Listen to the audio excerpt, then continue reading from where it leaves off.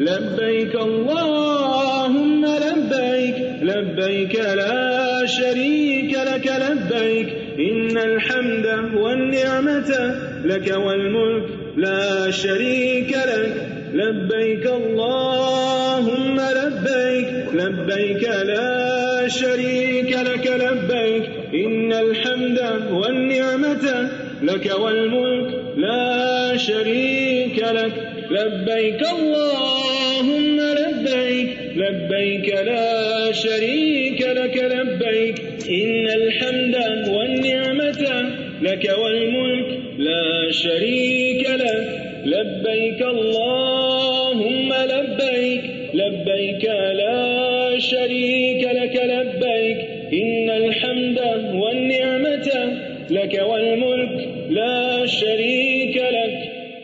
السلام علیکم ورحمۃ اللہ وبرکاتہ. نحمده ونصلی علی رسولہ الکریم.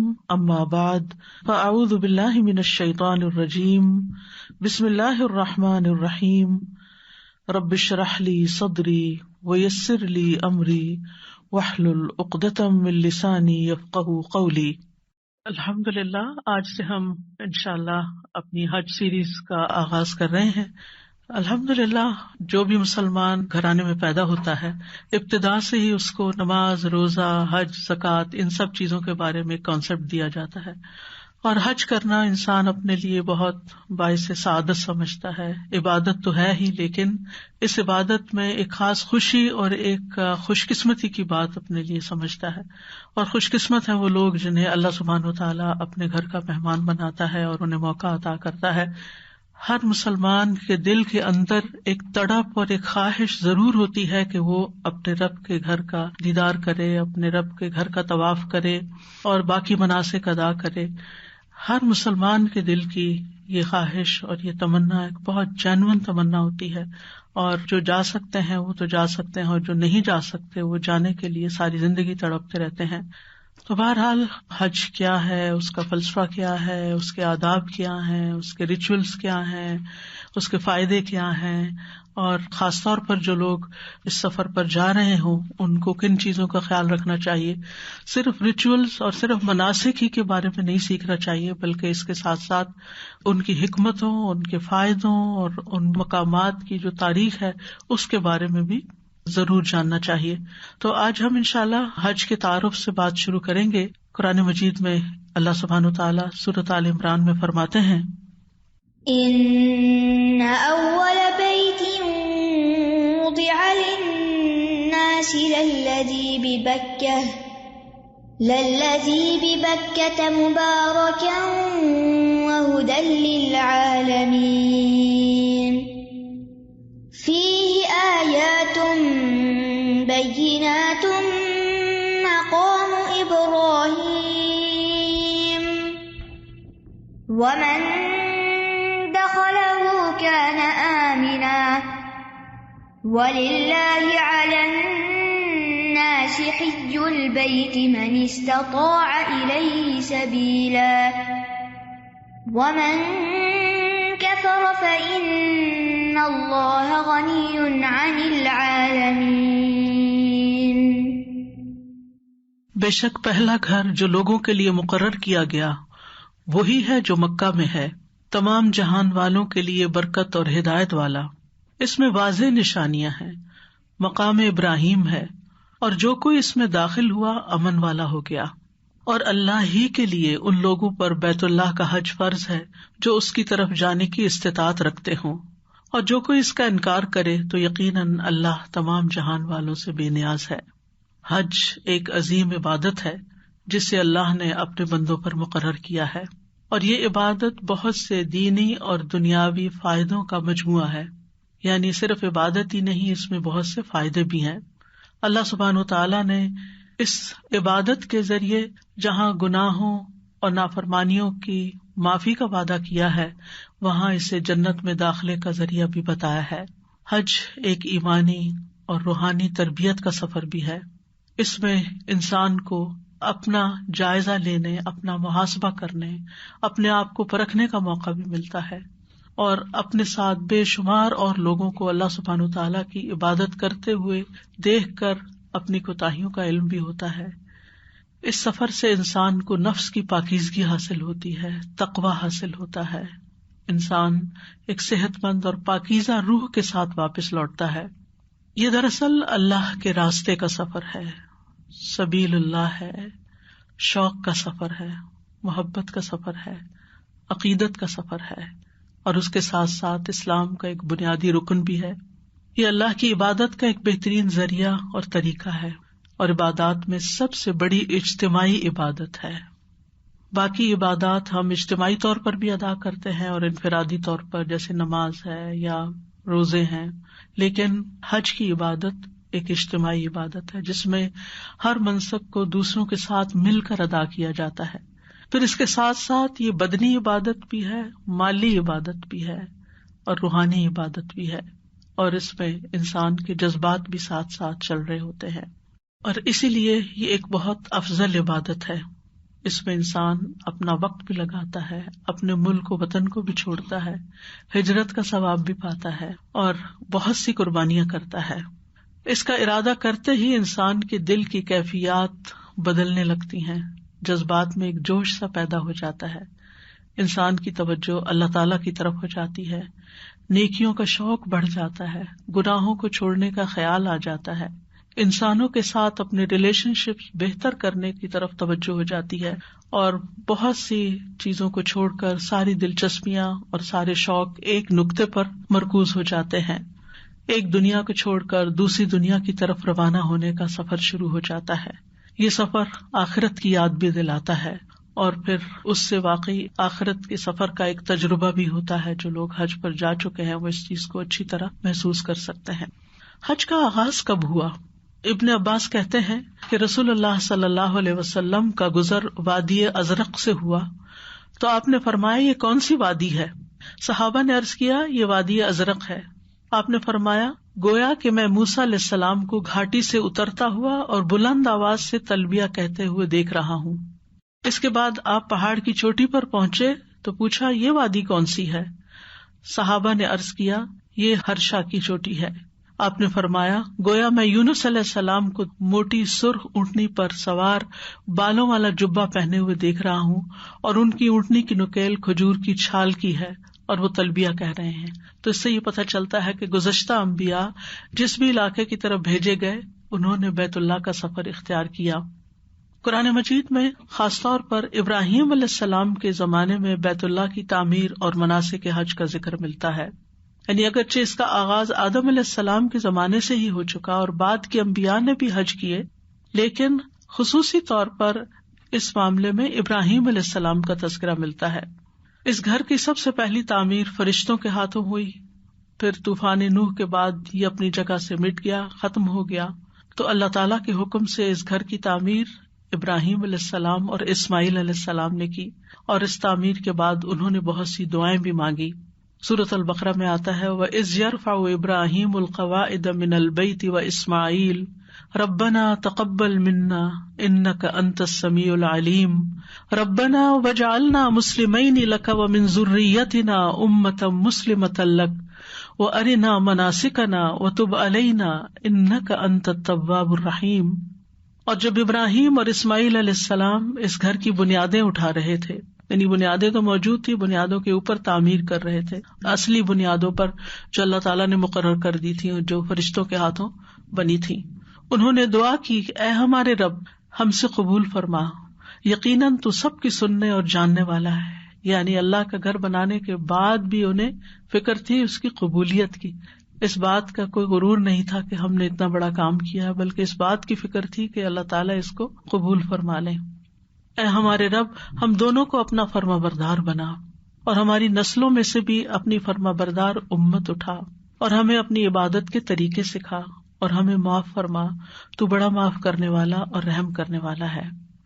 جب ابراہیم اور اسماعیل علیہ السلام نے اس گھر کی تعمیر کر لی تو اللہ سبحانہ و تعالیٰ نے ابراہیم علیہ السلام کو حج کا اعلان کرنے کا حکم دیا. سورۃ الحج میں آتا ہے وَأَذِّن فِي النَّاسِ بِالْحَجِّ يَأْتُوكَ رِجَالًا وَعَلَى كُلِّ ضَامِرٍ يَأْتِينَ مِن كُلِّ فَجٍّ عَمِيقٍ. اور لوگوں میں حج کا اعلان کر دو، وہ تمہارے پاس پیدل اور دبلے اونٹوں پر ہر دور کی گھاٹی سے آئیں گے. یعنی ظاہر ہے کہ ایک لک و دک صحرا تھا، وہاں انسان زیادہ نہیں بستے تھے، ایک جرہم قبیلہ تھا اور چند افراد کی آبادی تھی، آس پاس بھی کوئی ایسا شہر آباد نہیں تھا. تو ابراہیم علیہ السلام کو اس بات کی فکر ہوئی کہ گھر تو تیار ہو گیا لیکن یہ آباد کیسے ہوگا. تو اللہ سبحانہ وتعالیٰ نے حکم دیا کہ لوگوں کو پکاریے، وہ آئیں گے، آپ اپنا کام کیجیے، اللہ سبحانہ وتعالیٰ لوگوں کو لے کر آئیں گے. اور واقعی ہر انسان کے اوپر اس میں سیکھنے کا سبق یہی ہے کہ ہمیں اپنی ذمہ داری اور اپنا فرض پورا کرنے کی فکر کرنی چاہیے. باقی جہاں تک لوگوں کا معاملہ ہے تو وہ اللہ سبحانہ وتعالیٰ ان کے دلوں میں ڈالتا ہے. تو بہرحال اس حکم الہی کے بعد حج کا باقاعدہ آغاز ہو گیا، اور پھر حضرت ابراہیم علیہ السلام اور اسماعیل علیہ السلام اور ہاجرہ علیہ السلام کے مختلف جو اعمال تھے ان کو مناسک حج میں شامل کر لیا گیا. اور اسماعیل علیہ السلام کی قربانی اور ہاجرہ علیہ السلام کا صفا اور مروہ کے درمیان دوڑنا، اور پھر اسماعیل علیہ السلام کے پاؤں کے رگڑ سے زمزم کا نکلنا، یہ ساری چیزیں حج کے لوازمات میں شامل ہو گئیں. تو بہرحال اس آیت میں جو بات فرمائی گئی ہے، ان اول بیت وضع للناس للذی ببکۃ، یعنی سب سے پہلا گھر جو لوگوں کے لیے اللہ کی عبادت اور اطاعت کے لیے بنایا گیا تھا وہ مکہ میں تھا. مکہ کو بکہ بھی کہا جاتا ہے، اور مشہور قول کے مطابق بکہ مکہ کے ناموں میں سے ہی ایک نام ہے. اور یہ بھی کہا جاتا ہے کہ یہاں آ کر سارے ظالموں، جابروں اور بڑوں کی گردنیں جھک جاتی ہیں اور ہر ایک اپنی عاجزی اور خاکساری کا اظہار کرتا ہے، تو اس لیے اس جگہ کو بکہ یعنی گردن توڑ یا گردنوں کو جھکا دینے والی جگہ کہا جاتا ہے. بہرحال سب سے پہلی عبادت گاہ جو خالصتاً اللہ کی توحید پر مبنی ہے وہ مکہ میں یہی بیت اللہ شریف ہے، اور یہ سب سے پہلی مسجد بھی ہے. ابو ذر کہتے ہیں میں نے پوچھا اللہ کے رسول صلی اللہ علیہ وسلم زمین میں سب سے پہلی مسجد کون سی بنائی گئی؟ آپ نے فرمایا مسجد حرام. میں نے پوچھا پھر کون سی؟ آپ نے فرمایا مسجد اقصیٰ. یہ جگہ کیسی جگہ ہے؟ مکہ مبارکن، مبارک ہے، اور وہدن، ہدایت کا باعث ہے. کس کے لیے؟ للعالمین، سارے جہان والوں کے لیے، صرف مکہ والوں کے لیے نہیں، سب کے لیے. دیکھا جائے تو مکہ کی برکتیں بے شمار ہیں. اس شہر میں محمد صلی اللہ علیہ وسلم کی پیدائش ہوئی، یہاں پر اللہ سبحانہ وتعالیٰ نے ان پر وحی نازل کی، یعنی آخری نبی محمد صلی اللہ علیہ وسلم کی نبوت اور رسالت کا یہ مرکز رہا، اور پھر یہاں دین مکمل ہوا. اور اس کو مبارک اس لیے بھی کہا جاتا ہے کہ یہ وہ جگہ ہے جہاں ہر وقت عبادت ہوتی رہتی ہے، یعنی ہر وقت لوگ اللہ کے آگے جھکے رہتے ہیں، اور پھر اس میں عبادت کا ثواب کئی گنا زیادہ ہوتا ہے. جیسا کہ آپ جانتے ہیں کہ یہاں ایک نماز کا ثواب اور اجر جو ہے وہ 1,00,000 نمازوں کے برابر ہے. دنیا میں کسی اور جگہ نماز پڑھنے سے اتنا اجر و ثواب یا اتنی برکت حاصل نہیں ہوتی. پھر اسی طرح باقی بھی نیکی کے جو کام یہاں کیے جاتے ہیں، جیسے صدقہ خیرات کیا جاتا ہے یا روزہ رکھا جاتا ہے یا قربانی کی جاتی ہے، تو وہ ساری عبادات باقی جگہوں پر کرنے سے زیادہ افضل ہیں، یعنی اس میں خیر اور ثواب اور برکت زیادہ ہوتی ہے. پھر اسی طرح یہ ہے کہ یہاں پر انسان جب مسجد کی طرف چل کے جاتا ہے اور پھر یہ کہ طواف کرتا ہے یا اعتکاف کرتا ہے یا وہاں بیٹھ کے قرآن پڑھتا ہے، تو یہ سارے اعمال انسان کے درجات کی بلندی کا ذریعہ بھی بنتے ہیں اور ساتھ ساتھ گناہوں کی معافی کا ذریعہ بھی بنتے ہیں. پھر اسی طرح یہ ہے کہ یہ فقر و فاقہ کو دور کرنے والی جگہ ہے، بابرکت جگہ. رسول اللہ صلی اللہ علیہ وسلم نے فرمایا پے در پے حج اور عمرے کیا کرو، کیونکہ یہ دونوں فقر اور گناہوں کو اس طرح ختم کر دیتے ہیں جیسے بھٹی لوہے، سونے اور چاندی کے میل کو ختم کر دیتی ہے. یعنی انسان کے لیے اگر ممکن ہو تو اس گھر کی زیارت بار بار کرے، کیونکہ فقر و فاقہ بھی دور ہوتا ہے اور اس کے ساتھ ساتھ گناہ بھی معاف ہوتے ہیں. پھر اسی طرح یہ کہ اس گھر کی طرف جانے والا ہر قدم جو ہے وہ باعث اجر ہے. یعنی انسان اپنے گھر سے جو ہی نکلتا ہے اور جب تک اللہ کے گھر میں پہنچتا ہے تو جتنے بھی قدم اٹھاتا ہے وہ سارے کے سارے باعث اجر ہیں. رسول اللہ صلی اللہ علیہ وسلم نے فرمایا حاجی آدمی کا اونٹ کوئی پاؤں نہیں اٹھاتا، یعنی وہ خود تو کیا چلتا ہے، اونٹ بھی جب چلتا ہے اور نہ وہ اپنا ہاتھ رکھتا ہے، اونٹ کے اگلے 2 ٹانگیں جو ہیں وہ ہاتھ کہلاتی ہیں اور پچھلے 2 پاؤں، مگر اللہ تعالیٰ اس کے بدلے اس کے لیے ایک نیکی لکھ دیتا ہے یا اس کی ایک برائی مٹا دیتا ہے یا اس کی وجہ سے ایک درجہ بلند کر دیتا ہے. یعنی ہر قدم پر نیکی بھی مل رہی ہے، برائی بھی مٹ رہی ہے اور درجے بھی بلند ہو رہے ہیں. اور جو جتنی دور سے جاتا ہے اتنا ہی زیادہ اجر کماتا ہے. پھر اسی طرح یہ بابرکت جگہ کیوں ہے کہ یہاں پر زمزم کا پانی ہے. رسول اللہ صلی اللہ علیہ وسلم نے فرمایا زمزم کا پانی اس مقصد کے لیے جس کے لیے وہ پیا جائے. غذا کے لیے پیئیں گے تو غذا ہے، پیاس بجھانے کے لیے پیئیں گے تو وہ مقصد پورا ہوگا، اور اگر شفا کے لیے پیئیں گے تو شفا نصیب ہوگی. پھر اسی طرح یہ ہے کہ یہ دنیاوی اعتبار سے بھی بابرکت جگہ ہے کہ یہاں معیشت کے بہت سے مواقع ہیں. یعنی اگر آپ کے پاس چھوٹا سا بھی کاروبار ہے تو وہ اتنا زیادہ وہاں چلتا ہے کہ اس میں بھی بے پناہ برکت ہو جاتی ہے. یعنی حج کے موسم میں کی جانے والی کمائی میں بھی بہت برکت ہے، جس کمائی کی اللہ تعالیٰ نے اجازت بھی دی ہے قرآن مجید میں. اس گھر میں رزق کی فراوانی ہے، ہر قسم کے پھل اور میوے اس طرف سے مٹ کر آ جاتے ہیں. سورۃ القصص میں اللہ تعالیٰ فرماتے ہیں اولم نمکن لہم حرما آمنا یجبی الیہ ثمرات کل شیء رزقا من لدنا ولکن اکثرہم لا یعلمون. اور کیا ہم نے انہیں ایک باامن حرم کی جگہ نہیں دی جس کی طرف ہر چیز کے پھل کھینچ کر لائے جاتے ہیں ہماری طرف سے روزی کے لیے، یعنی جو بندے یہاں ہوں ان کو رزق پہنچانے کے لیے، لیکن ان کی اکثر نہیں جانتے. اور آپ دیکھیں کہ سال بھر کے اکثر حصے میں اس کثیر تعداد میں، یعنی دنیا کے کسی شہر کی آبادی اتنی نہیں جتنی آبادی مکہ کی ہے. یعنی لوکل رہنے والے مراد نہیں، یعنی جو وزٹرز ہیں جو حج اور عمرے کے لیے جاتے ہیں، لیکن کس طرح کسی چیز کی بھی کمی ان کو نہیں ہوتی. پانی بھی وافر مقدار میں ملتا ہے، دودھ، کھانا پینا جو آپ کا دل چاہے، یعنی وہ چیزیں جو آپ اپنے گھر میں بھی نہیں کھاتے وہ وہاں پر آپ کو اللہ تعالیٰ بطور رزق پہنچاتا ہے. تو یہ بھی مکہ کی برکتوں میں سے ایک برکت ہے. اور اس کے ساتھ ساتھ فرمایا وَہُدًى لِّلْعَالَمِينَ، ہدایت کا ذریعہ بھی ہے. ہدایت دو طرح کی ہوتی ہے، ایک علمی اور ایک عملی. علمی ہدایت تو ظاہر ہے کہ اللہ نے ایسی عبادتیں مقرر کی جن کو سیکھنا ضروری ہے وہاں جانے کے لیے اور اس مقدس گھر کے ساتھ مخصوص ہیں. اور دوسرا یہ ہے کہ وہاں پر انسان کے عمل میں بھی واضح تبدیلی آتی ہے، یعنی نیکی کے وہ کام جو عام دنوں میں کرنے کی انسان کو توفیق نہیں ہوتی، وہاں اللہ سبحانہ وتعالیٰ کے فضل سے ایک ایکسٹرا قسم کی انرجی آ جاتی ہے، برکت ہوتی ہے وقت کے اندر. کم نیند کے ساتھ بھی انسان تھکاوٹ محسوس نہیں کرتا، اور یہ ساری برکتیں اس گھر کی وجہ سے ہیں. اور وہاں پر انسان کو جو اس کے پاس علم ہوتا ہے اس پر عمل کا شوق بھی ہوتا ہے. اور پھر اس وجہ سے بھی کہ ہر طرح کے بہت سے مسلمان اکٹھے ہوتے ہیں. یعنی اگر آپ کی رفتار میں کوئی کمی آنے لگتی ہے تو آپ اپنے ساتھ دیکھتے ہیں کہ آپ سے زیادہ عمر کا انسان، آپ سے زیادہ بیمار انسان آپ سے زیادہ آگے بڑھ کے چلا جا رہا ہے، تو آپ اپنے آپ کو کوستے ہیں کہ میں کیوں پیچھے ہوں یا میں کیوں کمی کوتاہی کرنا ہوں، اور آپ کی رفتار بھی تیز ہو جاتی ہے. اور ویسے بھی انسان دوسروں کی عبادت کو دیکھ کر اپنی عبادت کی کمی کوتاہی کا بھی حساب کر لیتا ہے کہ میں کتنا پیچھے ہوں.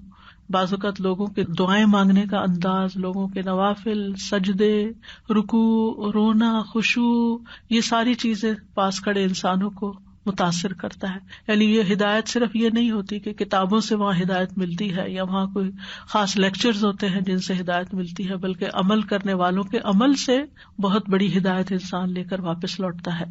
اور ویسے بھی آپ دیکھیں کہ ساری امت کا ایک قبلہ ہے، سب کے لیے ایک ڈائریکشن ہے اپنی نمازوں میں، تو یہ بھی ایک ہدایت کا ذریعہ ہے، مسلمانوں کو متحد کرتی ہے. اور پھر یہ کہ ہم سب جانتے ہیں کہ حج کا سفر ہو یا عمرے کا سفر ہو، یہ انسان کے ایمان میں اور عمل میں اضافے کا باعث بنتا ہے اور ہدایت میں اضافے کا باعث بنتا ہے. بہت سے لوگ وہاں جا کر قرآن مجید کو سمجھنے کا شوق واپس لے کر لوٹتے ہیں. جب امام صاحب کو قرات کرتے ہوئے روتے ہوئے سنتے ہیں یا دوسرے لوگ جو آس پاس کھڑے ہوتے ہیں ان کی سسکیاں یا سوبنگ سنتے ہیں تو انسان سوچتا ہے کہ یہ لوگ کس بات پہ رو رہے ہیں اور مجھے رونا کیوں نہیں آ رہا، اور یہ کیا کہا جا رہا ہے اور کیا پڑھا جا رہا ہے. آبویسلی جہاں وحی نازل ہوئی وہاں انسان اس فضا کو دیکھتا ہے، ان پہاڑوں کو دیکھتا ہے، اس زمین کو دیکھتا ہے کہ اللہ سبحانہ وتعالیٰ نے اس جگہ کو چنا اپنے کلام کو اتارنے کے لیے. تو یہ ساری چیزیں انسان کے دل کو نرم کرتی ہیں اور انسان کے دل کے اندر اللہ کی محبت، اس کے دین کی محبت، اس کی کتاب کی محبت، اس کو سیکھنے کی محبت اور اللہ کے راستے پر چلنے کی محبت انسان کے دل میں پیدا ہوتی ہے. اور یہ بہت سے لوگوں کے لیے ہدایت کا سبب بنتا ہے. اسی لیے میں ہمیشہ لوگوں کو کہتی ہوں کہ اگر بچوں کی طرف سے آپ کو پریشانی ہو کہ وہ دین کی طرف نہیں آ رہے یا دین سے ان کو محبت نہیں، تو کسی بھی طرح ان کو اللہ کے گھر لے جائیں. اللہ سبحانہ وتعالیٰ ان کے دلوں میں دین کی محبت ڈال دے گا، کیونکہ وہاں جا کر ایک یقین کی کیفیت میں اضافہ ہوتا ہے کہ واقعی اللہ ہے واقعی اللہ کے رسول ہیں اور یہ دین واقعی اسٹیبلش ہوا تھا یہاں پر. وہ ساری چیزیں جن کو انسان ایکسپیرئنس کرتا ہے وہ انسان کے ایمان اور ہدایت میں اضافے کا ذریعہ بنتا ہے. اسی لیے فرمایا ہدی للعالمین کہ یہ گھر سارے جہان والوں کے لیے ہدایت کا ذریعہ بھی ہے. کیوں؟ اس لیے کہ فیہ آیات بینات مقام ابراہیم، اس میں بہت سی واضح نشانیاں ہیں، یعنی ایسی نشانیاں ہیں جنہیں لوگ دیکھ سکتے ہیں، جان سکتے ہیں، یقین کر سکتے ہیں کہ کس طرح یہ ایک چٹیل میدان میں یہ گھر تعمیر کیا گیا اور کس طرح اللہ تعالیٰ نے اس کو آباد کر دیا اور کس طرح معجزانہ طور پر ان پتھروں کے اندر اللہ تعالیٰ نے ایک ایسا چشمہ جاری کیا جو ہزاروں سال سے پانی نکال رہا ہے اور اس کا پانی ختم نہیں ہو رہا. یہ ایک بہت بڑا معجزہ ہے. اور صرف وہاں کے لوگ نہیں، یعنی میں نہیں سمجھتی کہ جو مکہ میں حج عمرے کے لیے خاص طور پر جاتے ہیں وہ کوئی اپنا دن گزارتے ہیں زمزم پیے بغیر. ہر شخص مسجد جاتے ہوئے واپسی پہ زمزم کی بھیڑ لگی ہوتی ہے، بھر بھر کے بھی لے جا رہے ہوتے ہیں اور اس کو سادہ سمجھتے، اور پھر واپس اپنے وطن لوٹتے ہوئے، یعنی دنیا کے کس ملک میں زمزم نہیں پہنچا، کوئی اور پانی اتنا زیادہ آگے پیچھے نہیں گیا. تو یہ کتنی بڑی نشانی ہے کہ کس طرح یہ چشمے کا پانی ختم ہونے کو نہیں آتا. پھر اسی طرح یہ ہے کہ عرب پورے کا پورا بدامنی کا شکار تھا اور کس طرح اللہ تعالیٰ نے اس گھر کو امن والا بنایا. اور پھر یہ کہ یہاں کے پتھریلے اور بے آب و گیاہ وادی میں اللہ نے کس طرح رزق پہنچایا، کہ تجارت کا ذریعہ اس جگہ کو بنایا اور لوگوں کے رزق کمانے کا ذریعہ بنایا. یعنی ایک مرکزی تجارتی منڈی کی حیثیت مکہ اختیار کر گیا تھا حج کے اس منسک کی وجہ سے. اور پھر دنیا میں پائے جانے والے مختلف طرح کے پھل اور غلے، یعنی کون سی چیز جو آسمان کے نیچے اگتی ہے یا پیدا ہوتی ہے یا بنتی ہے اور وہ آپ کو وہاں نہ ملے، اللہ سبحانہ وتعالیٰ ہر طرح کے رزق کا بندوبست کرتے ہیں. پھر اسی طرح خاص طور پر مقام ابراہیم کی یہاں بات کی گئی، وہ پتھر جس پر ابراہیم علیہ السلام نے کھڑے ہو کر اس گھر کی تعمیر کی تھی اور اس پر وہ قدموں کے نشان بھی موجود ہیں. جو انسان اپنی آنکھوں سے دیکھتا ہے تو اس کے یقین میں اضافہ ہوتا ہے. سبحان اللہ، واقعی یہ اللہ کا گھر ہی ہے اور اللہ تعالیٰ نے ان نشانات کو بھی پریزرو کیا ہوا ہے اور قرآن مجید میں اس کا ذکر بھی کیا گیا. پھر اسی طرح صفا مروہ کی پہاڑیاں ہیں اور پھر کس طرح ان کے درمیان حضرت ہاجرہ دوڑی تھی، اور پھر کس طرح مقام ابراہیم کے پاس نماز پڑھنے کا حکم دیا گیا. واتخذوا من مقام ابراہیم مصلی. نبی صلی اللہ علیہ وسلم نے فرمایا حجر اسود اور مقام ابراہیم یعنی یہ پتھر جنت کے یاقوت ہیں. اگر بنی آدم کی خطاؤں اور گناہوں نے اسے نہ چھوا ہوتا تو مشرق اور مغرب کے درمیان جو کچھ ہے وہ اسے روشن کر دیتے، اور جو مریض اور معذور اسے چھوتا اسے شفا دے دی جاتی. یعنی یہ دونوں پتھر جنت کے پتھر ہیں. سیاہ کیوں ہوئے ہیں؟ لوگوں کے گناہوں کی وجہ سے. یعنی وہ ہاتھ لگاتے تھے تو ان کے رنگ بدلتے گئے، اور اگر یہ سیاہ نہ ہوتے تو جہاں یہ پورے جہان میں روشنی کرتے وہاں لوگوں کے لیے شفا کا باعث بھی بنتے ہیں.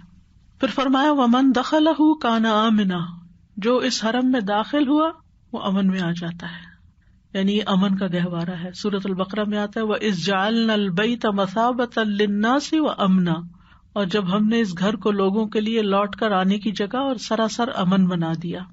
سعدی کہتے ہیں اللہ نے اپنے اس محترم گھر کو لوگوں کے بار بار لوٹنے کی جگہ قرار دی. یہ ہو نہیں سکتا کہ جو ایک دفعہ جائے اس کا دل بھر جائے کہ بس اب آئندہ میں نے کبھی نہیں آنا. وہ ہمیشہ یہ دعائیں مانگ کر آتا کہ اللہ تعالیٰ پھر آپ جلد دوبارہ بلائیں. کیوں؟ تاکہ وہ اپنے دینی اور دنیاوی فائدوں کو حاصل کریں. وہ اس کی طرف بار بار آتے ہیں اور وہاں بار بار جانے کے باوجود ان کا دل نہیں بھرتا. امن کی جگہ ایسی کہ جہاں انسانوں کو تو امن ہے ہی، وہاں جنگلی جانوروں اور درختوں تک کو بھی امن حاصل ہے کہ ان کو بھی کوئی نہیں چھیڑ سکتا. اہل جاہلیت جو تھے وہ اس جگہ کا اتنا احترام کرتے تھے کہ اگر حرم کے اندر اپنے باپ کے قاتل کو بھی دیکھ لیتے تو اس سے بدلہ نہیں لیتے تھے، اس کو چھوڑ دیتے تھے جب تک کہ وہ اس جگہ سے باہر نہیں آ جاتا تھا. تو اسلام کے آنے کی وجہ سے اس جگہ کی حرمت، عظمت اور شرف اور تکریم میں اور زیادہ اضافہ ہو گیا. اور پھر یہ ہے کہ دینی اعتبار سے بھی اور دنیاوی اعتبار سے بھی امن والی جگہ ہے.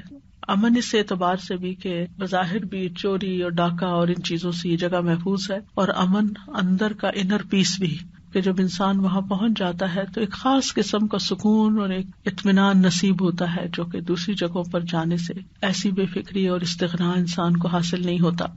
اور پھر اللہ تعالیٰ نے قیامت تک اس جگہ کو حرمت والی جگہ بنا دیا ہے. ابن عباس کہتے ہیں کہ رسول اللہ صلی اللہ علیہ وسلم نے فتح مکہ کے دن فرمایا، اب مکہ سے ہجرت نہیں رہی، البتہ جہاد اور اس کی نیت باقی ہے، اس لیے جب تمہیں جہاد کے لیے نکلنے کا حکم دیا جائے تو فوراً نکل پڑو۔ آپ نے فتح مکہ کے دن یہ بھی فرمایا، بے شک جس دن اللہ نے آسمان و زمین کو پیدا کیا اسی دن سے اس شہر کو حرام قرار دیا، یعنی یہ شروع سے ہی چوزن جگہ ہے، اس لیے یہ شہر اللہ کی حرمت کے باعث قیامت تک کے لیے حرام ہی رہے گا۔ حرام ہی رہے گا مراد یہ ہے کہ یہاں جانور، پودے، ان سب کو نقصان دینا یا ان کا شکار کرنا یا ان کا کاٹنا یا پھر گری پڑی چیز کو اٹھانا، ان سب چیزوں سے منع کر دیا گیا، یعنی ہر طرح سے یہاں امن ہی امن ہو۔ پھر اسی طرح یہ ہے کہ اس گھر کی طرف نکلنے والا بھی اللہ کی حفاظت میں ہوتا ہے۔ رسول اللہ صلی اللہ علیہ وسلم نے فرمایا، 3 قسم کے لوگ اللہ عز و جل کی حفاظت اور ضمانت میں ہوتے ہیں، اللہ عز و جل کی مساجد میں سے کسی مسجد کی طرف نکلنے والا، اللہ کے راستے میں جہاد کے لیے نکلنے والا، اور حج کی ادائیگی کے لیے نکلنے والا۔ اسی طرح یہ جگہ دجال کے فتنے سے بھی امن میں رہے گی، یعنی دجال یہاں داخل نہیں ہو سکے گا۔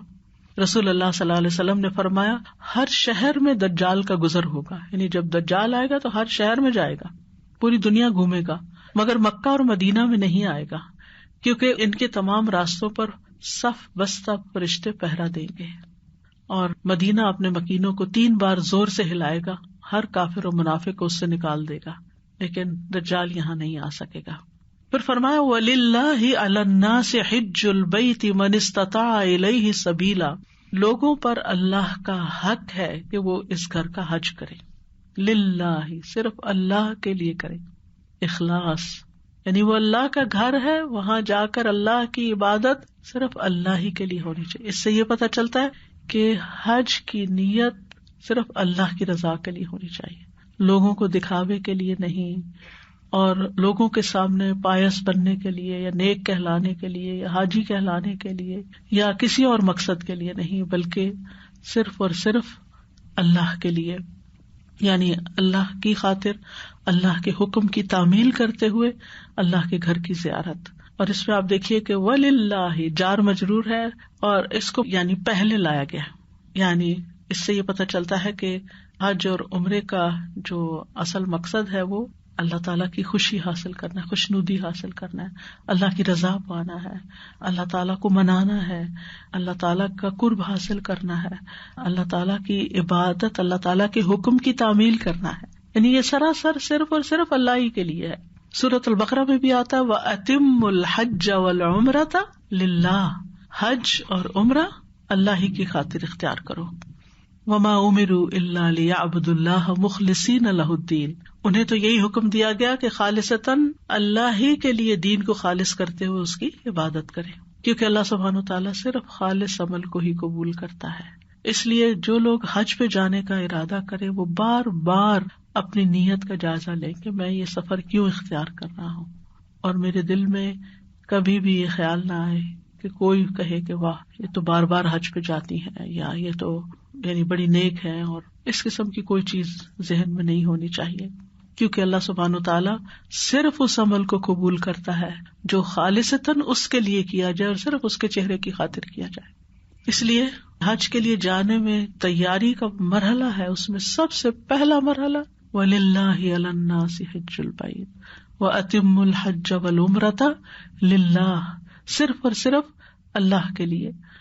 اور پھر من استطاع الیہ سبیلا، صاحب استطاعت پر حج فرض ہے، یعنی جس کے پاس وہاں جانے کی یعنی راستے کی سواری کے لیے بھی وسائل ہے اور وہاں رہنے کے بھی وسائل موجود ہیں، یعنی اخراجات ہیں اس کے پاس کھانے پینے کے، اور اگر اس کے ذمہ پیچھے اس کی فیملی ہے یا گھر والے ہیں یا کچھ اور لوگ ہیں تو ان سب کی ذمہ داری پوری کرنے کے لیے بھی اس کے پاس اخراجات ہوں۔ اسی طرح یہ کہ راستہ بھی پر امن ہو اور صحت اور تندرستی کے لحاظ سے بھی انسان وہاں جانے کے قابل ہو، اور عورت کے لیے محرم کا ہونا بھی ضروری ہے۔ تو بہرحال حج ایک فریضہ ہے، فرض عبادت ہے جو سب پر فرض نہیں، صاحب استطاعت لوگوں پر فرض ہے، اور یہ زندگی میں ایک بار فرض ہے۔ ایک شخص نے آپ سے سوال کیا کہ کیا ہر سال فرض ہے؟ تو آپ نے کیا بتایا اس کو کہ ایک بار ہی فرض ہے۔ آپ نے فرمایا اگر میں کہہ دیتا تو تم پر ہر سال حج واجب ہو جاتا اور تم اس پر عمل نہ کر سکتے۔ حج ساری زندگی میں ایک مرتبہ فرض ہے، لیکن نفلی حج کی اجازت ہے جب بھی انسان چاہے، ایک سے زیادہ جتنے بھی کرے وہ نفلی حج ہوں گے۔ اور اگر انسان کے پاس استطاعت ہے، سارے وسائل ہیں، ہر لحاظ سے سہولت موجود ہے، لیکن سستی اور کاہلی کی وجہ سے انسان حج کے فریضے کو ادا نہیں کرتا تو وہ سخت گناہگار ہے۔ اسی لیے فرمایا وَمَن كَفَرَ فَإِنَّ اللَّهَ غَنِيٌّ عَنِ الْعَالَمِينَ، اور جو حج کے فریضے کا انکار کرے، یعنی استطاعت اور قدرت کے باوجود حج نہ کرے، تو اللہ تعالیٰ اس سے اور اس کے حج سے اور تمام لوگوں سے بے نیاز ہے، یعنی اللہ تعالیٰ کو کسی کے حج کی ضرورت نہیں ہے اور کسی کی بھی پرواہ نہیں ہے۔ تو حج نہ کرنا، اب کفر کا معنی کیا ہے؟ ایک ہے کفران نعمت، یعنی جو شخص حج کی فرضیت کا قائل ہے، طاقت بھی ہے، لیکن بیت اللہ کا حج نہیں کرتا، وہ کفران نعمت کا مرتکب ہوتا ہے، ناشکری کا مرتکب ہوتا ہے۔ لیکن اگر وہ فرضیت کا انکار ہی کر دیتا ہے کہ یہ میں نہیں مانتا حج وج کوئی چیز ہے، تو پھر وہ دین سے نکل جاتا ہے، پھر وہ کفر اکبر کا شکار ہوتا ہے۔ ٹھیک ہے، یعنی اگر کوئی محض سستی کی وجہ سے یا کوئی چیزوں کو آڑ بنا کے، بہانہ کر کے، یا گھبرا کے کہ وہاں سفر بہت مشکل ہے، وہاں رش بہت ہوتا ہے، لوگوں کے ساتھ کمرہ شیئر کرنا پڑتا ہے، ٹوائلٹ شیئر کرنا پڑتا ہے، یہ میں نہیں کر سکتا، میرے مزاج کے خلاف ہے، جسے آپ دیکھ رہے ہیں کہ وقت کے ساتھ ساتھ لوگوں کے اندر انڈیویجولزم بہت آ گیا ہے، انڈیپینڈنسی بہت آ گئی کہ ہم کسی کے ساتھ کچھ شیئر نہیں کر سکتے، تو اس وجہ سے یہ چیزیں رکاوٹ بنی ہوئی ہیں، صرف دوسرے لفظوں میں نفس حائل ہوا ہے۔ تو یہ کفران نعمت ہے کہ اللہ تعالیٰ نے آپ کو سب کچھ دیا اور پھر بھی آپ اللہ کے گھر نہیں جاتے۔ تو اس آیت میں بیسیکلی حج کی فرضیت کا تاکیدی حکم ہے، یعنی حج کوئی ہالیڈیز نہیں ہے، حج ایک فرض کی ادائیگی کا ذریعہ ہے۔ اور اگر دیکھا جائے تو تاکید کی بہت سی قسمیں ہیں اس آیت کے اندر۔ سب سے پہلے وَلِلَّهِ عَلَى النَّاسِ حِجُّ الْبَيْتِ، یعنی یہ اللہ کا حق ہے، حقوق اللہ کی بات ہوتی ہے، تو یہ اللہ کا حق ہے جو لوگوں کی گردنوں پر واجب ہے، اور وہ اس فریضے کو ادا کرنے سے جدا نہیں ہو سکتے، اس کی ذمہ داری سے نکل نہیں سکتے۔ اور پھر آپ دیکھیں کہ مزید نصیحت ہے، من استطاع الیہ سبیلا، اس میں مزید تاکید ہے۔ اور پھر یہ نہیں کہا کہ ومن لم یحج، جو حج نہ کرے، بلکہ کہا ومن کفر، جو انکار کر دے، یعنی عملی انکار یا قلبی انکار، تو وہ شخص سخت گناہگار ہے۔ تو اس لیے انسان کو اگر اس کے پاس وسائل ہیں تو پہلی فرصت میں اپنے فریضے سے دستبردار ہو جانا چاہیے۔ اب ہم دیکھتے ہیں کہ حج کا معنی کیا ہے اور اس کا مفہوم کیا ہے، یعنی حج کا لفظ کیا معنی رکھتا ہے۔ لغت میں حجہ کا مصدر حج، حج یحج حجا، اس کا معنی ہوتا ہے ارادہ کرنا، یعنی کسی قابل تعظیم چیز کا ارادہ کر کے بار بار اس کی طرف آنا اور جانا۔ کہا جاتا ہے حج المکان، یعنی اس نے اس جگہ کا ارادہ کیا، وہاں جانے کا ارادہ کیا، یعنی کسی جگہ جانے کا جب ارادہ ہوتا ہے۔ تو انسان جہاں اس کی کوئی غرض و غایت ہو، ضرورت ہو، بار بار جب اس کی طرف آتا اور جاتا ہے تو اس کے لیے یہ لفظ استعمال ہوتا ہے۔ حجت کا لفظ بھی اسی سے ہی نکلا ہے، کیونکہ انسان جھگڑا کرنے کے مقام پر اپنی حجت یا دلیل کو استعمال کرتا ہے، یعنی اس کا ارادہ کرتا ہے اور اس کو لے کے آتا ہے۔ اور جو شخص حج کرتا ہے اس کو حاج کہتے ہیں، اردو میں حاجی کہتے ہیں لیکن عربی میں حاج، اور اس کی جمع حجاج ہے اور حجیج بھی ہے۔ اور اصطلاح میں شریعت کے مقرر دنوں میں، یعنی اللہ سبحانہ تعالیٰ نے جو دن مقرر کیے ہیں ان میں مخصوص مقامات پر حاضر ہو کر مقررہ عبادت کی ادائیگی کو حج کہتے ہیں۔ مقرر دن، مقرر مقام، مقرر عبادات، یعنی یہ نہیں کہ آپ جب جی چاہے چلے جائیں اور جہاں جی چاہے چلے جائیں اور جس طریقے سے جی چاہے کر لیں، نہیں، وقت بھی مقرر ہے، یعنی مہینے مقرر ہیں، دن اور اوقات بھی مقرر ہیں، اس کے جگہ بھی مقرر ہیں کہ کس دن، کس وقت، کس جگہ پر جانا ہے اور پھر وہاں پر کیا کرنا ہے۔ تو حج ان تمام چیزوں کا احاطہ کرتا ہے۔ حج 9 ہجری میں فرض ہوا تھا، اگرچہ دور جاہلیت میں بھی حج ہوتا تھا اور بعد میں بھی لوگ حج کرتے رہے، لیکن باقاعدہ اسلامی طور پر 9 ہجری میں حج فرض ہوا۔ اس سال 9 ہجری کو رسول اللہ صلی اللہ علیہ وسلم نے ابو بکر رضی اللہ عنہ کی قیادت میں حج کا قافلہ روانہ کیا تھا، اور اس میں فرمایا تھا کہ آج کے بعد کوئی ننگا حج نہیں کرے گا، کیونکہ دور جاہلیت میں بہت سی تبدیلیاں کر لی گئی تھی حج کے طریقے میں، اور اسی طرح یہ اعلان بھی کیا گیا تھا کہ آئندہ سال کوئی مشرک حج کرنے نہیں آئے گا۔ جب بیت اللہ ہر طرح کے شرک سے پاک ہو گیا تو نبی صلی اللہ علیہ وسلم نے خود 10 ہجری میں پہلا اور آخری حج کیا، جس کو حجۃ الوداع کہتے ہیں، اس کو حجۃ الاسلام بھی کہا جاتا ہے، اور اس میں وہ مشہور خطبہ بھی دیا جس کو خطبہ حجۃ الوداع کہا جاتا ہے۔ حج ایک اہم فریضہ ہے جس کی فرضیت ہمیں قرآن مجید سے اور حدیث سے پتہ چلتی ہے۔ ابو ہریرہ کہتے ہیں رسول اللہ صلی اللہ علیہ وسلم نے ہمیں خطبہ دیا اور فرمایا، ایھا الناس قد فرض اللہ علیکم الحج فحجوا، اے لوگو یقیناً اللہ نے تم پر حج فرض کیا ہے پس تم حج کرو۔ ابن عمر کہتے ہیں کہ ہر مسلمان پر حج اور عمرہ واجب ہے، لیکن زندگی میں ایک ہی بار، اور جو ایک سے زیادہ دفعہ کرے تو وہ اس کے لیے نفل ہے۔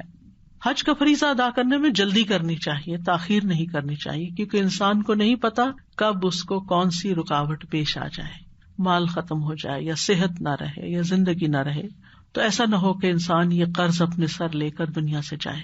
رسول اللہ صلی اللہ علیہ وسلم نے فرمایا، جس شخص کا حج کا ارادہ ہو اسے یہ ارادہ جلد پورا کر لینا چاہیے، کیونکہ بعض اوقات سواری گم ہو جاتی ہے، کبھی کوئی بیمار ہو جاتا ہے، کبھی کوئی ضرورت آڑے آ جاتی ہے، اور کبھی کووڈ آ جاتا ہے، یہ راستے ہی بند کر دیے جاتے ہیں۔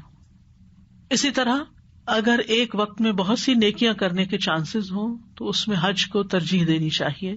ایک شخص عمر رضی اللہ عنہ کے پاس آیا، اس نے کہا، اے امیر المومنین، میں ایک بدوی نصرانی آدمی تھا، یعنی میں کرسچن تھا، مسلمان ہو گیا ہوں، جہاد پر جانے کا حریص تھا، مگر میں نے دیکھا کہ حج اور عمرہ مجھ پر واجب ہو چکا ہے، تو میں اپنی قوم کے ایک آدمی کے پاس آیا، اس نے مجھے کہا کہ حج اور عمرے کو اکٹھا کر لو اور جو میسر ہو قربانی کر لو، چنانچہ میں نے ان دونوں کا اکٹھا تلبیہ پکارا ہے۔ تو عمر رضی اللہ عنہ نے اس کو بتایا کہ تمہیں تمہارے نبی صلی اللہ علیہ وسلم کے طریقے کی ہدایت ملی ہے، یعنی نمبر 1 کہ جہاد پر جانے کی بجائے پہلے تم نے حج کی طرف ارادہ کیا اور پھر حج کے ساتھ عمرے کو بھی جمع کر لیا، اور پھر یہ کہ قربانی بھی چونکہ حج کے مناسک میں سے ایک ہے۔ یاد رکھیے میت سے بھی حج ساقط نہیں ہوتا، یعنی اگر کسی پہ فرض تھا اور وہ فوت ہو گیا، اس کا ارادہ تھا کرنے کا، لیکن اس سے پہلے کہ وہ جاتا، آپ نے دیکھا ہوگا کہ بعض اوقات لوگوں کی بکنگ ہو چکی ہوتی ہے، بعض لوگ وہاں پہنچ چکے ہوتے ہیں اور ابھی حج شروع نہیں ہوتا اور ان کی وفات ہو جاتی ہے، تو فریضہ ساقط نہیں ہوتا۔ جیسے نماز ختم ہو جاتی ہے بس ٹھیک ہے، لیکن یہ فریضہ ساقط نہیں ہوتا۔ جیسے روزے ساقط نہیں ہوتے نا، ایسے حج بھی ساقط نہیں ہوتا۔ ابن عباس کہتے ہیں ایک آدمی نے کہا، اے اللہ کے رسول، میرے والد حج کیے بغیر فوت ہو گئے ہیں، تو کیا میں ان کی طرف سے حج کر سکتا ہوں؟ آپ نے فرمایا، بتاؤ اگر تمہارے والد پر قرض ہوتا تو کیا تم اسے ادا کرتے؟ اس نے کہا جی ہاں۔ آپ نے فرمایا تو اللہ کا قرض ادائیگی کا زیادہ حقدار ہے، یہ قرض ہے، اسے ادا کرو۔ بہت سے لوگ صاحب استطاعت ہونے کے باوجود طرح طرح کے عذر پیش کرتے ہیں، ابھی بچوں کی تعلیم پوری ہو جائے، بیٹیوں کی شادی ہو جائے پھر حج کریں گے۔ تو بات یہ ہے کہ کچھ خرچ ہماری زندگی میں آن گوئنگ ہوتے ہیں، وہ رہتے ہی ہیں، لیکن اس کے باوجود اگر ہم اسراف سے بچتے ہوئے سیونگ کر سکیں اور حج کے لیے جائیں تو یہی زیادہ بہتر ہے۔ یعنی بعض اوقات آپ دیکھیں کہ شادی کرنے کا جو عذر بہانہ ہم کرتے ہیں، تو شادی سے مراد صرف شادی نہیں ہوتی، شادی پر اس سے بھی زیادہ خرچ کر ڈالتے ہیں جو حج کے لیے کافی ہوتا ہے۔ یعنی آپ آسانی سے شادی بھی کر سکتے ہیں اور حج بھی کر سکتے ہیں، دونوں کام ہو سکتے ہیں، لیکن چونکہ ہم نے شادی کے اپنے طریقے ایجاد کیے ہوئے ہیں جس پر بے تحاشا خرچ کرنا ہے، اسراف کرنا ہے، تو یہ عذر قابل قبول نہیں ہے۔ اسی طرح اگر انسان کے اوپر ایک ذمہ داری آ گئی، شادی کا موقع آ گیا ہے، رشتہ مل گیا ہے، اور یہ معلوم ہے کہ اگر شادی نہیں کی تو بچے کے حرام میں پڑنے کا خطرہ ہے یا کوئی اور ایسی وجہ ہے، تو وقتی طور پر وہ ڈیلے کر سکتا ہے کہ وہ پہلے ایک فریضے کو ادا کر کے چلا جائے۔ لیکن اگر کوئی رشتہ ہی نہیں ہے اور کوئی وسائل ہی ایسے نہیں ہے اور کوئی موقع ہی نہیں ہے، اور صرف یہ سوچنا کہ جب شادیاں ہو جائیں گی، وہ تو پتہ نہیں 30 سال میں بھی ہوتی ہیں کہ نہیں، اور بعض اوقات بچے بلا وجہ بھی ڈیلے کرتے رہتے ہیں، تو اس چیز کو عذر نہیں بنانا چاہیے، کیونکہ حج اسلام کے بنیادی ارکان میں سے ہے، یہ دین کا ایک پلر ہے۔ صاحب استطاعت کا دین مکمل نہیں ہوتا جب تک وہ اس رکن کی ادائیگی نہیں کر لیتا، تو اس لیے اس معاملے میں کوتاہی نہیں کرنی چاہیے۔ ابن عمر کہتے ہیں رسول اللہ صلی اللہ علیہ وسلم نے فرمایا، اسلام کی بنیاد 5 چیزوں پر ہے، اس بات کی گواہی دینا کہ اللہ کے سوا کوئی معبود نہیں، اور یہ کہ محمد صلی اللہ علیہ وسلم اللہ کے رسول ہیں، نماز قائم کرنا، زکوٰۃ ادا کرنا، حج کرنا اور رمضان کے روزے رکھنا۔ پھر اسی طرح یہ اسلام کی ایک مضبوط رسی ہے، یعنی جس نے اس کو پکڑ لیا اس نے اسلام کو گویا مضبوطی سے پکڑ لیا۔ براء ابن عازب کہتے ہیں ایک مرتبہ ہم رسول اللہ صلی اللہ علیہ وسلم کے پاس بیٹھے ہوئے تھے کہ آپ نے پوچھا اسلام کی کون سی رسی سب سے زیادہ مضبوط ہے؟ صحابہ نے عرض کیا نماز۔ آپ نے فرمایا بہت خوب، اور کیا ہے؟ عرض کیا زکوٰۃ۔ فرمایا بہت خوب، اور کیا ہے؟ صحابہ نے عرض کیا رمضان کے روزے۔ آپ نے فرمایا بہت خوب، اور کیا ہے؟ صحابہ نے کہا حج، یعنی جب تک حج کا ذکر نہیں کیا آپ نے ان کو چھوڑا نہیں۔ پھر اسی طرح یہ ہے کہ یہ ایک مسلمان کی پہچان بھی ہے۔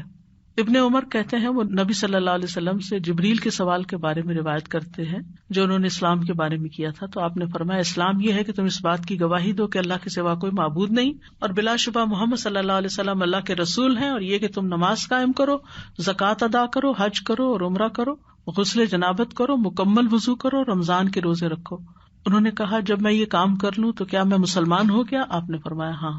پھر اسی طرح یہ ہے کہ صحابہ جو تھے وہ حج کو بڑی نیکیوں میں شمار کیا کرتے تھے۔ ابو ہریرہ کہتے ہیں رسول اللہ صلی اللہ علیہ وسلم نے فرمایا ایک مسلمان غلام جب اللہ کا اور اپنے آقا کا حق ادا کرے تو اس کے لیے 2 اجر ہیں۔ ابو ہریرہ کہتے ہیں اس ذات کی قسم جس کے قبضے میں ابو ہریرہ کی جان ہے، اگر جہاد فی سبیل اللہ، حج اور اپنی ماں کے ساتھ حسن سلوک آڑے نہ آئے تو میں اس بات کو پسند کرتا کہ مجھے موت آئے اس حال میں کہ میں غلام ہوں، کیونکہ اس کے لیے دگنا اجر ہے فرض ادا کرنے کا۔ پھر اسی طرح یہ ہے کہ صحابہ حج کو بہت بڑی نیکی شمار کیا کرتے تھے۔ ایک شخص ابو موسیٰ اشعری کے پاس آیا، کہنے لگا ابو موسیٰ میں حج کا عمل انجام دیتا رہتا تھا، یعنی میں پہلے حج کرتا رہتا تھا اور اب میں کمزور اور بوڑھا ہو گیا ہوں، کوئی ایسا عمل ہے جو اس کے برابر ہو؟ یعنی اب میں حج پہ نہیں جا سکتا تو کوئی اور کام کر لوں تاکہ نیکی کے جو حریص ہوتے تھے۔ ابو موسیٰ نے کہا کیا تم طاقت رکھتے ہو کہ تم اسماعیل کی اولاد سے 70 مومن غلام آزاد کر دو؟ جہاں تک وہاں جا کر پڑاؤ کرنا اور وہاں سے کوچ کرنا ہے یعنی حج کے لیے، تو میں اس کے برابر اور اس جیسا کوئی عمل نہیں پاتا۔ یعنی جو مشقت وہاں جا کر انسان کرتا ہے اور جو مال خرچ کرتا ہے اور جو عبادات وہاں کرتا ہے وہ یعنی مل جل کر اتنا بڑا عمل بن جاتے ہیں کہ اس کے ایکول پھر کوئی اور نیکی نہیں بنتی۔ طاؤس سے پوچھا گیا کہ فرض حج کے بعد نفلی حج کرنا افضل ہے یا خالی صدقہ کرنا؟ انہوں نے کہا مکہ میں جا کر پڑاؤ کرنا، پھر کوچ کرنا، راتوں کو جاگنا، مشقت اٹھانا، بیت اللہ کا طواف کرنا، اس کے پاس نماز پڑھنا، عرفہ میں وقوف کرنا، کنکریاں مارنا، اور کہاں کوئی اور عمل؟ یعنی اس جیسا عمل تو نہیں ہو سکتا۔ یہ سب کچھ تو وہیں ہوتا ہے اور ان میں سے ایک ایک جو ہے وہ بہت اجر کا باعث ہے۔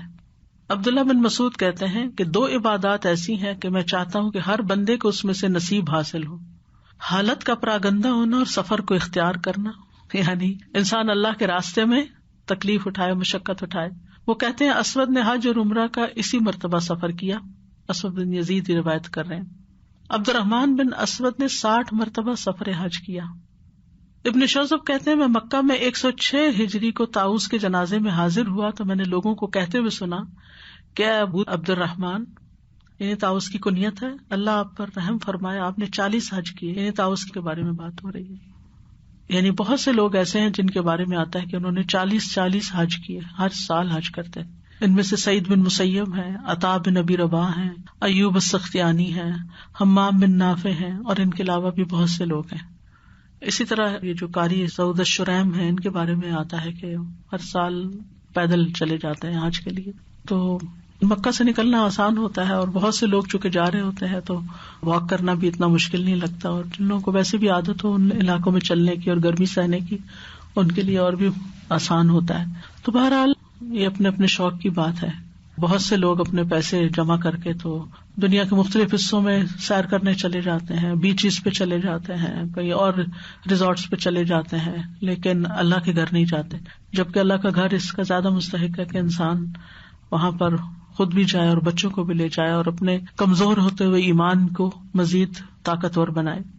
سر ایک کوشچن یہ پوچھنا تھا کہ جیسے 2 آپ نے بتایا نا کفر اصغر یعنی سستی کی وجہ سے، اور ایک تھا کہ جو حج کا سرے سے انکار کر دے، تو اس میں جیسے کچھ ریزنز آپ نے بتائی کہ اگر جیسے لوگ کہتے ہیں کہ انڈیویجولزم اور اس طرح کی چیزیں، اب اگر کوئی ایسا ریزن ہو جیسے کوئی بچے کہتے ہیں کہ جی اپنی ایجوکیشن کی وجہ سے مطلب کوئی مس ہو جائے گا، ہم 2 چھٹیاں زیادہ کر لیں گے اور اس وجہ سے وہ نہیں جائیں، تو وہ کیا؟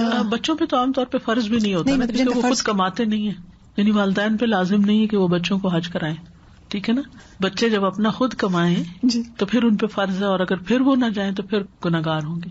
جہاں تک ان کی پڑھائی کا تعلق ہے، پڑھ رہے ہیں، اب سال مس نہیں کر سکتے، چھٹیوں میں اگر حج آ جائے تو اور بات ہے. تو اگر والدین ان کو اپنی طرف سے گفٹ کر رہے ہیں تو وہ ٹھیک ہے، چلے جائیں، لیکن یہ ہے کہ اگر وہ نہیں جاتے تو کفران نعمت نہیں ہے. اور سر جی کا اور کوشچن تھا کہ جیسے آپ نے کہا نا کہ جس انسان کا مطلب کسی کی طرف سے ہم حج جیسے کر سکتے ہیں، جیسے حج بدل جیسے کہہ دیں، اگر کسی کوئی ایسا جیسے رشتہ دار ہو جس کی کوئی اپنی انٹینشن نہ ہو حج کرنے کی، تو اس کے لیے ہم پھر کر سکتے ہیں کہ نہیں کر سکتے؟ زبردستی والی بات ہے، آپ کو ثواب ہو جائے گا جس کی انٹینشن ہی نہیں. کیونکہ آپ دیکھیں پہلی چیز جہاں حج کی فرضیت کا ذکر ہوا ہے وَلِلَّهِ عَلَى النَّاسِ، تو اللہ کی خاطر، اللہ کی رضا، اللہ کے حکم کے اوپر عمل کرتے ہوئے، اللہ کا حق ادا کرتے ہوئے جو یہ کرے گا وہ اصل حج کر رہا ہے. تو جب تک وہ شامل نہ ہو تو اس وقت تک حج ادا نہیں ہوتا. اگر کوئی شخص بغیر نیت کے ایسے گھومنے پھرنے چلا جائے کہ میں دیکھ کے آتا ہوں وہاں کیا ہوتا ہے، وہ ساری جگہوں پہ پھر کے آئے، حج نہیں ہوگا اس کا، یعنی اس کا فریضہ ادا نہیں ہوگا جس کی اپنی کوئی انٹینشن ہی نہیں. جی السلام علیکم استاذہ جی. کچھ لوگوں کو یہ سنا ہے، کہتے ہوئے کہ اگر رمضان میں ہم نے عمرہ کر لیا تو اس کا مطلب ہے کہ حج کا ثواب ہے. ثواب تو ثواب حج کا ہے لیکن حج ادا نہیں ہوا، جی فرض ادا نہیں ہوا.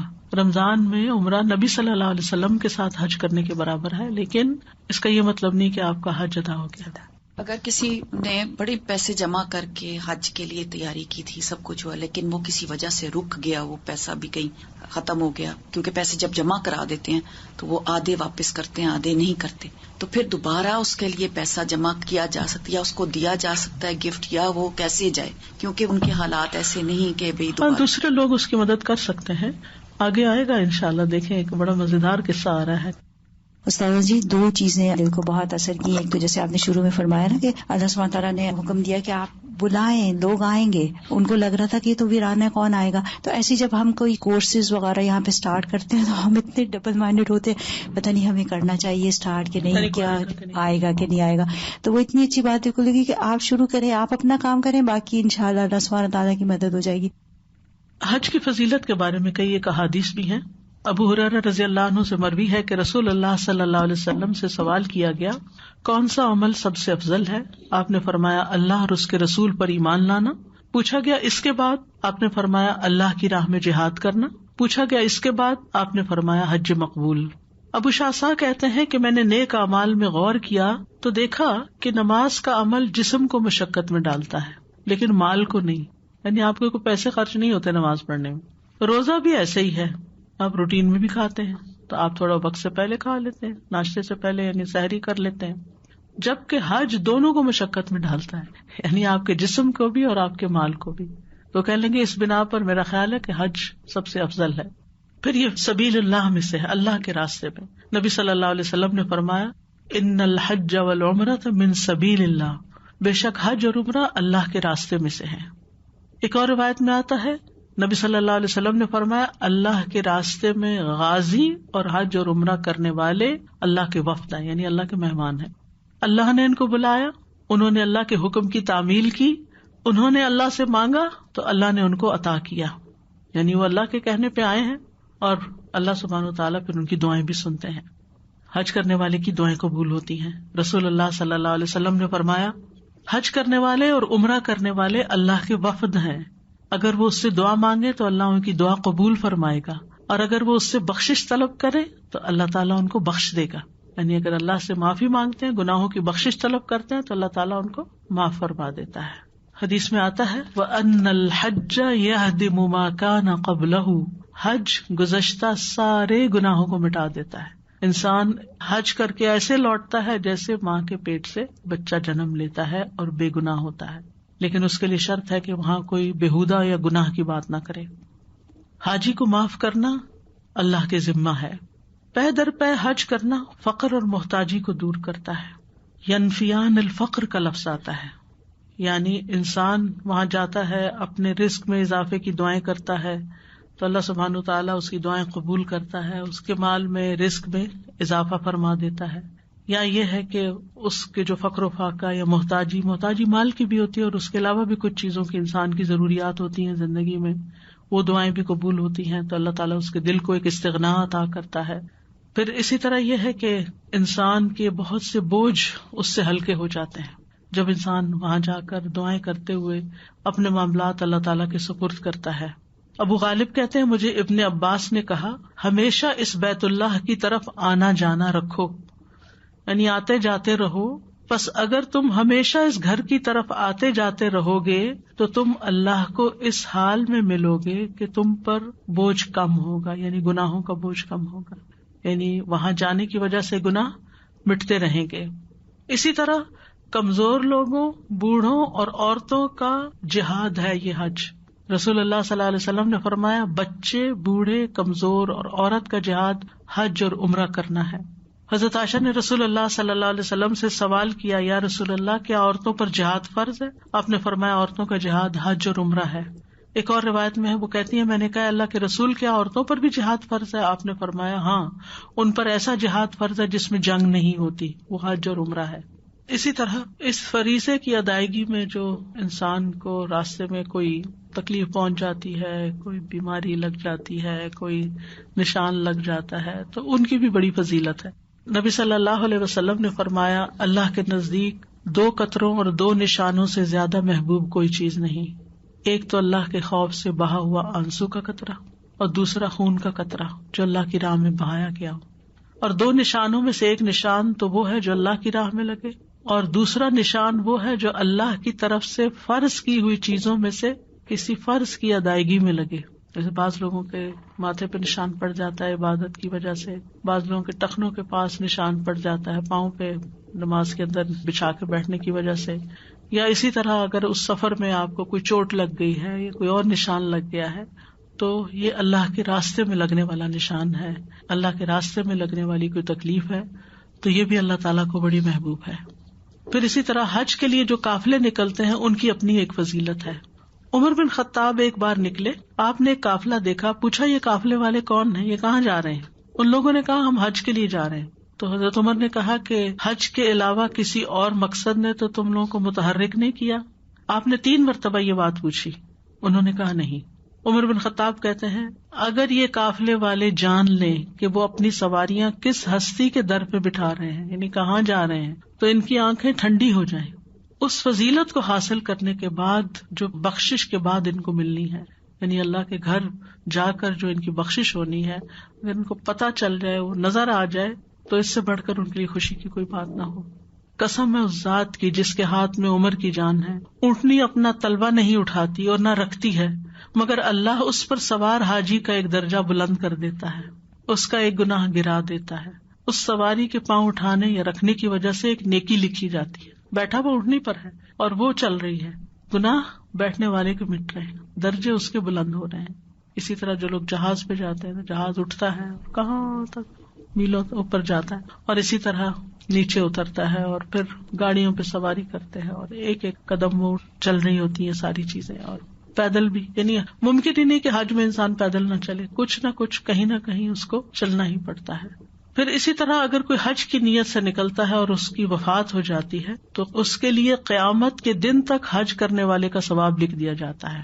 آپ نے فرمایا جو شخص حج کے ارادے سے نکلے اور اس میں موت آ جائے تو اللہ تعالیٰ اس کے لیے قیامت کے دن تک حج کرنے والے کا ثواب لکھ دیتا ہے.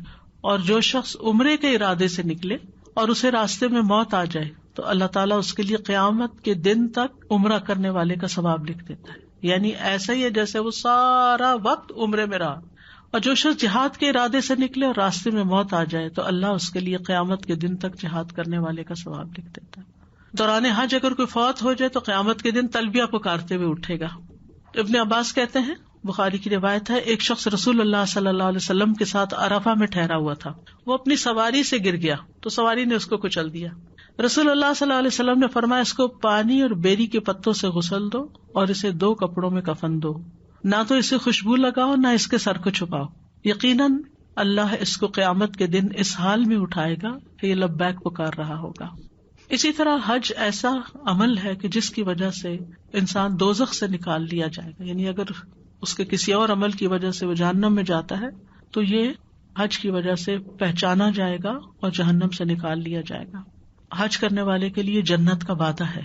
رسول اللہ صلی اللہ علیہ وسلم نے فرمایا 5 اعمال ایسے ہیں جو ان کو ایمان کے ساتھ بجا لایا جنت میں داخل ہوگا. جس نے 5 نمازوں کی، ان کے وضو، ان کے رکوع اور سجود اور ان کے اوقات کے ساتھ حفاظت کی، رمضان کے روزے رکھے، اور اگر زیادہ راہ کی طاقت رکھتا ہو تو بیت اللہ کا حج کیا اور خوش دلی کے ساتھ زکوٰۃ ادا کی، تو یہ اعمال جنت میں لے جانے والے ہیں۔ حج جو ہے، حج مبرور، سب سے خوبصورت عمل ہے۔ ام المومنین عائشہ کہتی ہیں، میں نے نبی صلی اللہ علیہ وسلم سے کہا، اے اللہ کے رسول، کیا ہم آپ کے ساتھ جہاد کو نہ چلیں؟ تو آپ نے فرمایا، تمہارا بہترین اور خوبصورت جہاد حج مبرور ہے۔ حضرت عائشہ کہتی ہیں کہ رسول اللہ صلی اللہ علیہ وسلم سے یہ سننے کے بعد اب میں کبھی حج ترک نہ کروں گی۔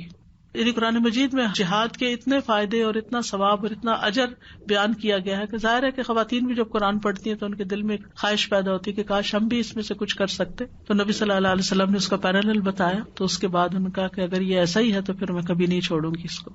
اور حج مبرور کیا ہوتا ہے؟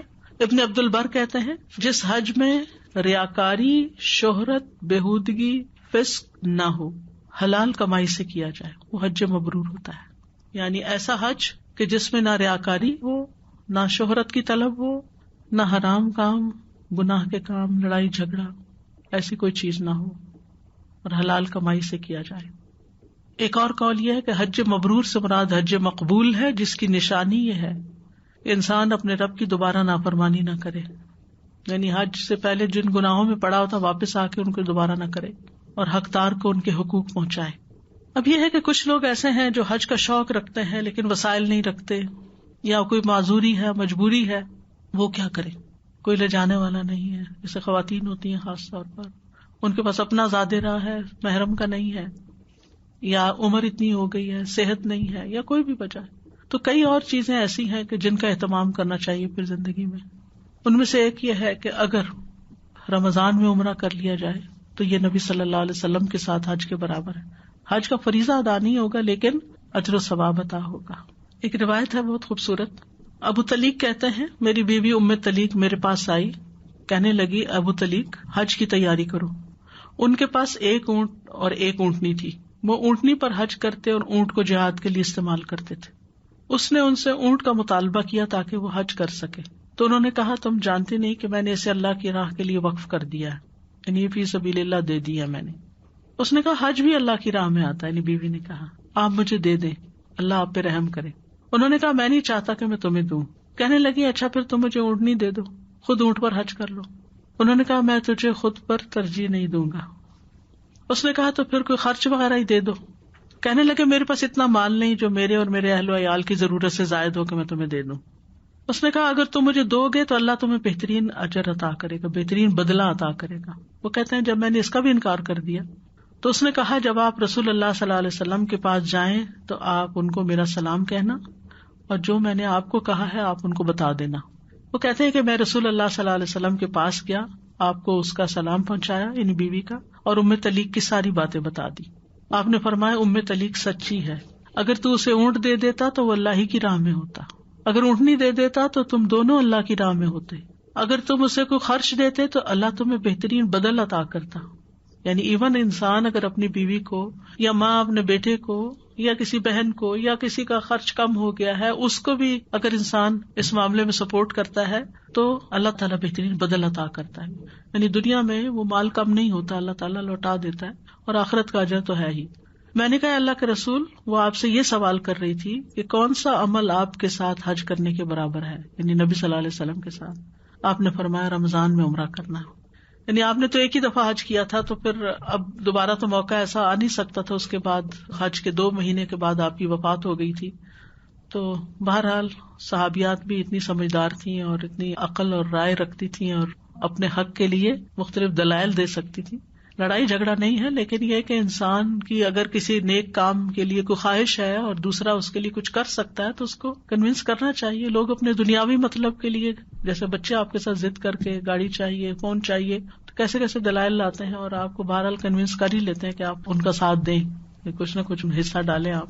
تو اسی طرح انسان کو اپنے دینی حق کے لیے بھی بات کرنی چاہیے۔ یہ نہیں کہ اگر کسی نے ایک دفعہ انکار کر دیا تو کہا چلو ٹھیک ہے ہماری قسمت میں ہی نہیں۔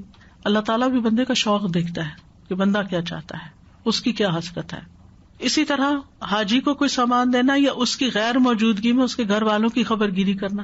زید بن خالد جوہنی کہتے ہیں کہ رسول اللہ صلی اللہ علیہ وسلم نے فرمایا، جس نے غازی یا حاجی کو سامان مہیا کیا، یا اس کی غیر موجودگی میں اس کے اہل و عیال کی خبر گیری کرتا رہا، یا روزہ دار کو روزہ افطار کرایا، تو اس کے لیے بھی انہی کے برابر ثواب ہوگا.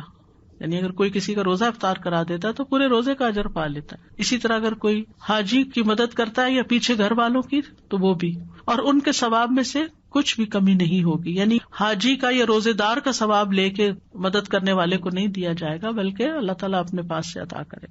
اسی طرح جو لوگ حج ادا نہیں کر سکتے، وہ اگر وضو کر کے فرض نماز کے لیے مسجد کی طرف نکلتے ہیں اچھی طرح وضو کر کے، تو آپ نے فرمایا جو اپنے گھر سے وضو کر کے فرض نماز کے لیے نکلے اس کا ثواب احرام باندھنے والے حاجی کے ثواب کی طرح ہے، اور جو چاشت کی نماز کے لیے نکلے اور اسی کی خاطر تکلیف برداشت کرتا تو اس کا ثواب عمرہ کرنے والے کے ثواب کی طرح ہے. اور ایک نماز سے دوسری نماز کے درمیان میں کوئی لغو کام نہ ہو تو وہ علیین میں لکھا جاتا ہے، یعنی بندے کا نام وہاں لکھا جاتا ہے اس رجسٹر میں. تو یہ جو ہے نا کہ حج کے برابر اجر ملتا ہے.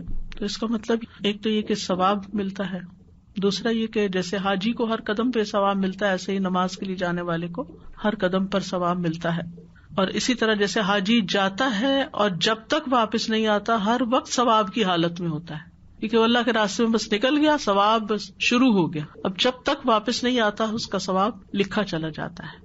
ایسے ہی جو شخص وضو کر کے گھر سے نکلتا ہے اور مسجد جاتا ہے اور پھر واپس آتا ہے تو اس وقت تک وہ ثواب کی حالت میں ہوتا ہے. اسی طرح نبی صلی اللہ علیہ وسلم نے فرمایا جو شخص صبح کے وقت اس لیے مسجد کی طرف نکلا کہ بھلائی سیکھے یا بھلائی سکھائے تو اس کے لیے پورا حج ادا کرنے والے کی طرح اجر ہے. علم حاصل کرنے کے لیے نکلنا، سیکھنا یا سکھانا، تو ایسے لوگوں کا روز حج ہوتا ہے. پھر اسی طرح اگر آپ نہیں نکلتے، گھر پہ ہیں، تو فجر کی نماز کے بعد اشراق تک ذکر کرنے سے مکمل حج اور عمرے کا ثواب ملتا ہے. رسول اللہ صلی اللہ علیہ وسلم نے 3 بار فرمایا پورا پورا پورا پورا پورا اجر. لیکن یہ یاد رہے کہ ان نیکیوں کو کرنے سے حج کا فریضہ ساقط نہیں ہوتا. یعنی یہ ان لوگوں کے لیے ایک دوسری آپشن ہے جو کسی مجبوری کی وجہ سے حج کے لیے نہیں جا سکتے، لیکن اس کا یہ مطلب نہیں کہ ان کا حج ہو گیا ان کاموں سے. جیسے آتا نا کہ سورۃ اخلاص 1/3 قرآن کے برابر، اس کا یہ مطلب تھوڑی کہ آپ نے 1/3 قرآن پڑھ لیا، وہ تو اپنی جگہ رہے گا ہی. اسی طرح اگر بیت اللہ میں 1,00,000 نمازوں کا ثواب ہے تو اس کا یہ مطلب نہیں کہ آپ نے ایک دفعہ ظہر پڑھ لی تو 1,00,000 دن آپ ظہر نہیں پڑھے ادا ہو گئی، ایسا نہیں ہے. تو بہرحال خلاصہ یہی ہے کہ اللہ سبحانہ وتعالیٰ نے گناہوں کی بخشش، اجر و ثواب اور اپنا قرب عطا کرنے کے لیے بہت سے نیک کام ہمیں بتائے ہیں، جن میں سے ایک حج ہے. حج کے بہت سے دینی اور دنیاوی فوائد ہیں.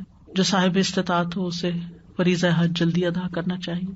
جس کے پاس استطاعت نہ ہو وہ خیر اور نیکی کے دوسرے مواقع کو استعمال کرے، اور جو حج کا ارادہ کرے پورے اخلاص کے ساتھ، نیک نیتی کے ساتھ، صرف اللہ کی رضا کے لیے اس سفر کو اختیار کرے.